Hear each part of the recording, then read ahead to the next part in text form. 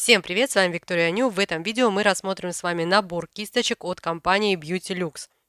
Вот в таком вот шикарном, на мой взгляд, стильном кейсе расположены все кисточки. Это кейс, он же органайзер, сделан, знаете, такой под лаковую кожу. Взяв этот органайзер в руки, сразу понимаешь, что компания Beauty Lux очень основательно подошла к созданию этого набора. Металлическая бирка с логотипом компании, все строчки ровные, нитки абсолютно нигде не торчат. Мало того, вот этот замочек, он даже такой вот металлический, и при этом у него очень плавный ход. В данном наборе представлено 12 кисточек для нейл-арта. Каждая из кисточек расположена в отдельной ячейке. Для удобства платформу для кисточек можно установить под углом 45 градусов, где-то примерно. Таким образом, кисточки легко вынимать с ячеек и обратно их туда же и устанавливать. Тут такие специальные две липучки, которыми вы регулируете наклон вот этой вот платформы. 10 кисточек были с транспортировочными колпачками, и все 12 кисточек были изначально в транспортировочном клею. Данный набор компания Beauty Lux позиционирует как набор кисточек для нейл-арта. Но для меня это на самом деле ни о чем не говорит. Это не значит, что я буду все кисточки использовать именно для дизайна. Каждая кисть пронумерована, и каждая кисть имеет свое название. Кисточка под номером 1 плоская, подойдет для рисования, ну, там, китайской росписи, той же самой.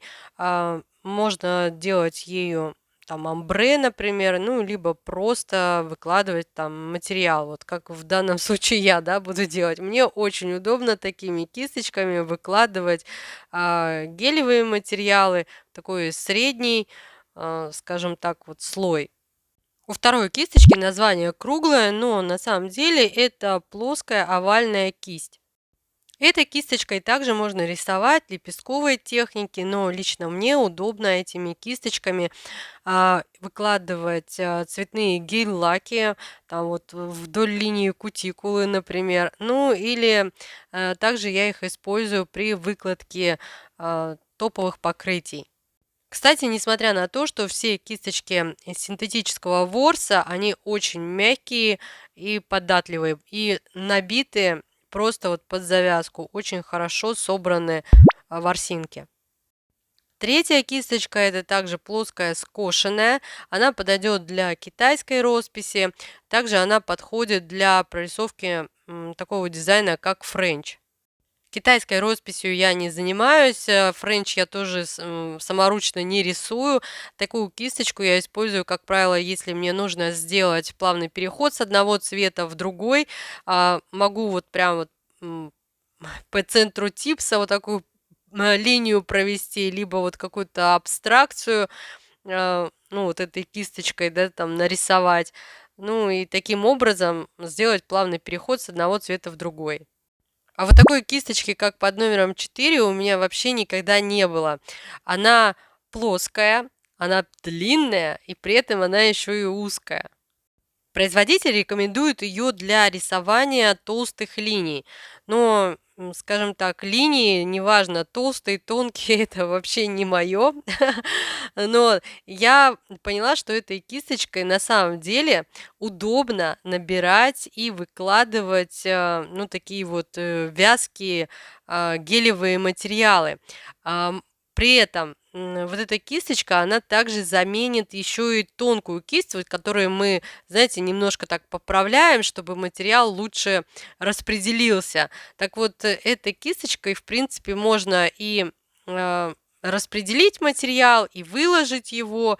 Ну, то есть вот с легкостью заменит две кисточки как минимум. Следующая кисть под номером 5, она вообще многофункциональная. Ею можно и рисовать и раскрашивать. Можно работать и с гелевыми материалами, и с акварельками. Ну, то есть и рисовать вот там лепестки. Ну, то есть мне эта кисть вот очень понравилась. Я ею работала с акварельными гель-лаками. Ворс плотно набит, при этом на кончике вот прям кисточка тонюсенькая. Ну, то есть можно и маленькую точечку поставить, и затем уже очень хорошо растянуть. Ну, вот в данном случае я имею в виду акварель. Если честно, вот что бы я тут не показывала, уверена, каждая из вас сама для себя найдет свое применение каждой из кисточек с этого набора. Следующая кисточка под номером 6 это мини-овал, собственно, она так и называется. Данная кисточка, ну, специально предназначена для того, чтобы рисовать маленькие лепесточки, цветочки. В этом плане она очень удобная. Этой кисточкой можно рисовать и гель-красками, и 3D-пастами. Она мягкая, и, в принципе, лепесточки очень легко и быстренько получаются. Следующая кисточка скульптурная, и предназначена она для лепки, для каких-то таких вот 3D дизайнов, да, то есть с данной кисточкой можно работать и уже с таким гель-пластилином, ну, либо также вот с 3D-пастой очень хорошо кисточка срабатывает. Она упругая, тут очень плотно набит ворс, сам ворс, ну, такой, знаете, не длинный, поэтому, ну вот, то есть она, и упругость ее позволяет работать и с более жесткими материалами. Следующая кисточка под названием сектор, и предназначена она для создания градиента, то есть для плавного перехода с одного цвета в другой. Посмотрите, как собран ворс у этой кисточки. Ну, вот у меня есть подобные кисточки, тоже такие размахайки, да. Вот. Действительно, ими очень удобно делать плавный переход с одного цвета в другой. Тут вот я делаю градиент в один слой при помощи гель-красок для стемпинга. Следующая кисть под номером 9 отлично подходит для создания такого дизайна, как Baby Boomer. При этом, ну, то есть Baby Boomer мы знаем там, да, со свободного края там может идти, ну, либо с линии кутикулы. Ну, вот этой кисточкой можно делать также, знаете, выделять какие-то участки, делать такое где-то затемнение, может быть, даже в каком-то месте наоборот засветлять. Вот мне очень нравится вот такой вот эффект, который получается при помощи этой кисточки. Ну вот в данном случае тут вот, знаете, как такой румянец, да, на типсе. Ну вот такой вот вариант. Ну и, конечно же, как в таком наборе, без линейных кисточек. Кисть под номером 10 это короткая линейная кисть. Ну, понятно, да, то есть рисовать какие-то тонкие линии, не знаю, узоры. Вот очень удобно этой кисточку будет. Я еще раз говорю, рисовать я не умею, но вот показываю просто, что там более или менее у меня получилось. Следующая кисть также линейная, тут уже ворс подлиннее. И последняя кисточка это будет вот, она там самая длинная. Кстати, у продавца можно приобрести каждую кисточку по отдельности, то есть именно ту, которая вам больше всего нужна, либо понравилась.